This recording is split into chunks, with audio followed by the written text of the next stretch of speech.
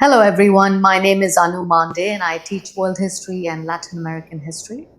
I rewrote many sections of the syllabus to emphasize the importance of an inclusive classroom, shared responsibility, and opportunities to share meaningful experiences. Now, although this is a campus section, students submit all their assignments in Canvas. And this gives students flexibility of time management and flexibility in communication with me and their classmates. Now, I also included information about campus resources that benefit disadvantaged students. Now, we all know that textbooks are important sources of information for students.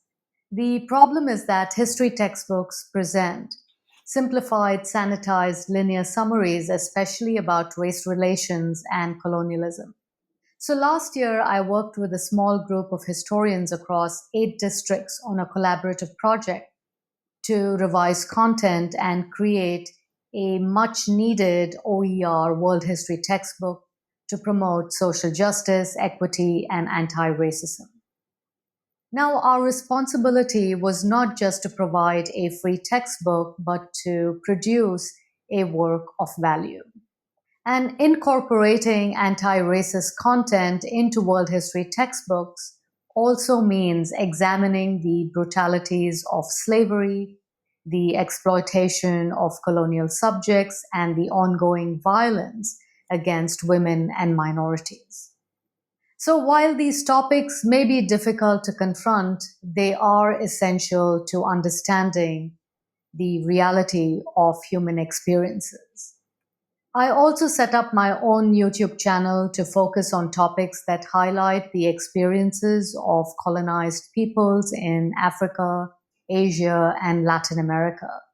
And my goal is not to simply add a few random examples to traditional narratives, but to consciously make the histories of marginalized events and historical actors central to history education.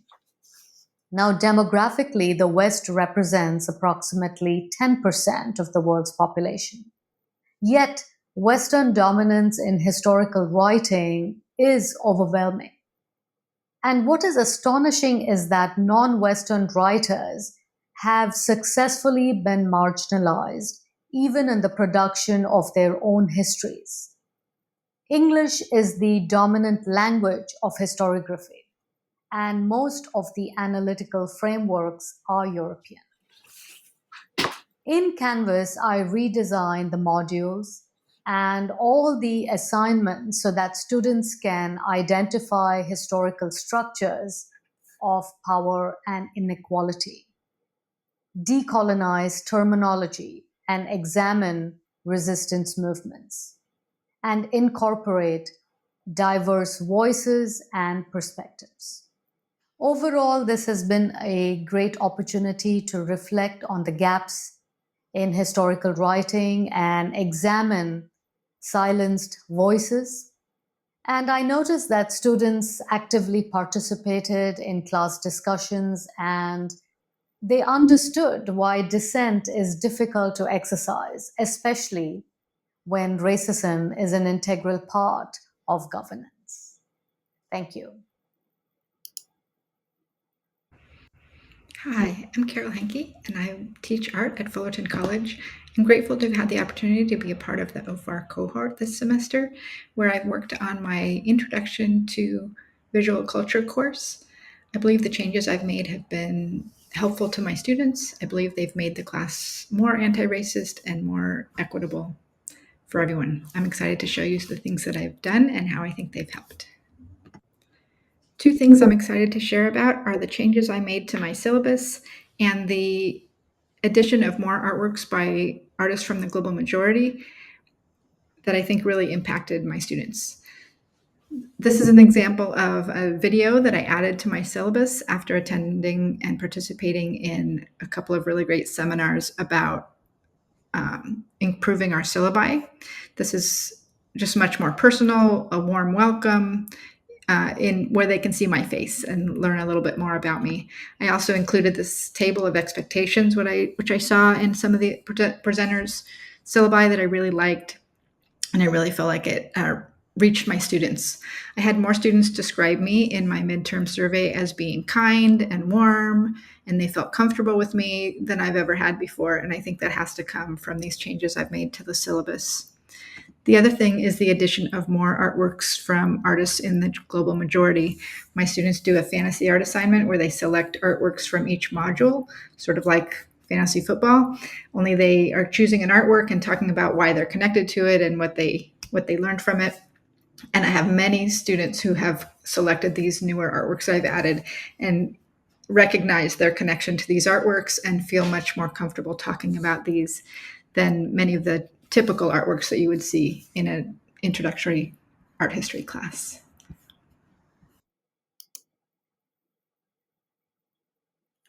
Hello, my name is Dr. Megan Lorraine Debin, and I'm a professor of art history at Fullerton College, where I teach a course, Art History 135, Latin American Art, Art of Mexico. And in this course, we look at the whole history of Mexican art from ancient indigenous art all the way up to contemporary art.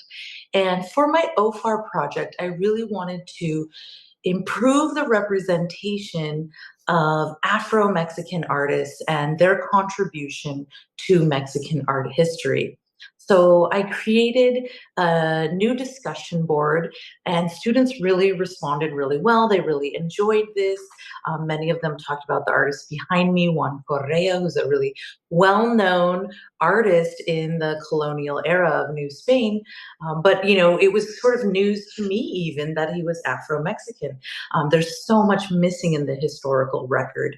So for me, this was very much a re-education, and it was also an opportunity to share this with my students. And I'm really grateful to my students for like coming along on this ride with me. I think we all learned a lot together. They responded really well. The students came up with questions even that they wanted to ask this artist, like what was it like to be Afro-Mexican in this colonial context. I also learned a lot about OER, Open Educational Resources, and I'm working now with my institution. I like sort of, learned through this process that there really isn't a great OER for Mexican art history. So I'm working with my institution to try to secure funding, and then working with my colleagues in the field and another professor at Fullerton College to create an OER textbook for Mexican art. So I'm really grateful for this program, for the education that I received through the OFAR program. I'm so grateful to my students for coming along on this ride. I'm grateful to my colleagues at Fullerton College and the support from the institution. And, even though I think we're making great strides, there's always more work to be done to dismantle the harmful effects of systemic racism. And I think as an institution, we're really working on this. So the road is long, but we've got the fight in us. So let's keep going.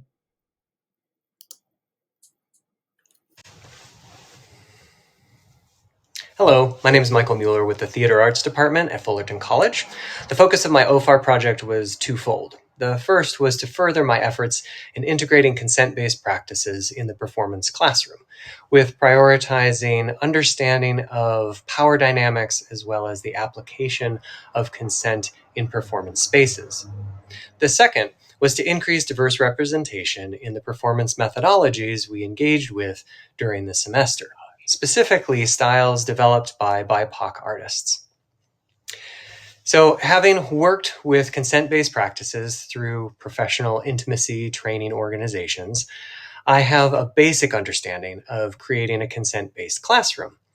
I've worked with my students before regarding personal boundaries as well as checking in and out with each other.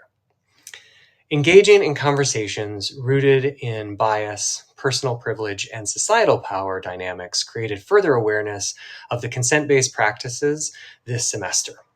And the students contributed with personal perspectives, and we unpacked how to engage with consent, whether with other power dynamics and how that the dynamics can cloud transparency and lead to miscommunication and or misunderstanding. Taking the consent work further in this way not only gave more agency to my students of diverse backgrounds to share perspectives, but also normalized the investigation, both personal as well as collective, of true consent and what that means. This information was tied directly into the performance methodologies that we studied and the gender, racial biases inherent in some of the inception of some of these methodologies in their application. Additionally, students were provided the opportunity to research, report, and present on various BIPOC artists who have and are making contributions in the area of performance pedagogy. Originally, the plan was to begin steps towards creating an OER to share with a larger academic and artistic community. However, the first few reports made it clear that student research and understanding of requirements for the creation of OERs was lacking, largely on my part. So I found significant copy-paste results from websites and texts that were missing citations and misquoted. As such, I reduced my scope and am planning to utilize more preparatory documentation and lecture to further the beginnings of the student research this year into next year. As I too am learning more about OER, my hope is to be able to create a resource that serves not only to illuminate an anti-racist approach to acting and performance, but can also support the BIPOC artists doing the work in the industry. Overall, I would say that this project was successful in creating first steps towards something greater, and I look forward to seeing how the project will continue and to evolve next semester. Thank you for this opportunity to learn and grow with you. I appreciate your time. Hello, everyone. My name is Gary Graves, and I am a professor of entrepreneurship at Fullerton College. Today, I'm excited to share my journey toward making my teaching practices more anti-racist and inclusive. First, I made significant changes to my syllabus. I revised it to use first-person language, fostering a more personal connection with my students. The language was carefully chosen to be inclusive and welcoming, ensuring that students from all backgrounds feel seen and respected. This change might seem small, but it has profoundly impacted how students engage with the course material and me as their instructor. Another critical change was adopting a growth mindset approach to grading. Instead of focusing on points and letter grades, I provided detailed feedback when students missed the mark. This allowed students to learn from their mistakes and improve their work, knowing their efforts to revise their work would be recognized and supported. One of the most impactful changes was the introduction of a new module on cultural entrepreneurship in my small business management course. This module highlights the contributions of entrepreneurs from diverse cultural backgrounds and encourages students to incorporate cultural elements into their business ideas. The module includes lectures on cultural entrepreneurship, success stories from Hispanic, Black, and American Indian entrepreneurs, and discussions on building culturally inclusive brands. Students are tasked with researching and sharing stories of entrepreneurs from their own and other ethnic backgrounds, fostering a deeper understanding of diversity in entrepreneurship. The response from students has been positive. These changes have enriched their learning experience and fostered a sense of pride and belonging. It has been inspiring to see students' creativity and innovation flourish as they incorporate their unique cultural perspectives into their projects. Thank you for listening.